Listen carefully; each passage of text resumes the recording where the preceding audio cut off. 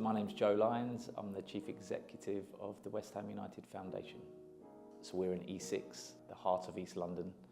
It's a borough of amazing diversity and incredible opportunity. But there's some deep issues focused around inequality, poverty, and where we are desperately need amazing facilities. In 2013, we had a clubhouse, which wasn't in the greatest shape, but we had a football pitch. Hundreds of kids would turn up just to play football, and it kind of expanded out in terms of other groups and other members of the community that could come and use the site. Unfortunately, as we grew, we then very quickly ran out of space. The club looked at what they had here and kind of set me a challenge, really, saying, let's rethink what our community offer is. I then got introduced to Rainbow, and after our first meeting it was very clear that we were aligned in terms of how to create what the vision was. When I met Joe, he'd been working on this for 7 years, so he had a vision for 7 years of what he wanted to achieve with the community hub. He knew what he wanted, he explained what he wanted, who he wanted the space for, and what he wanted it to do for them.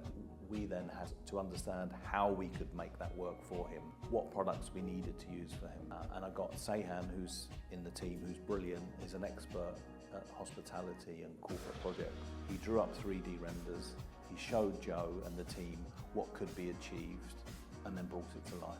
So we actually spent a day where we were taking around various showrooms in terms of sit in this sofa for our staff area versus what do you want your boardroom to look like, and everything in between.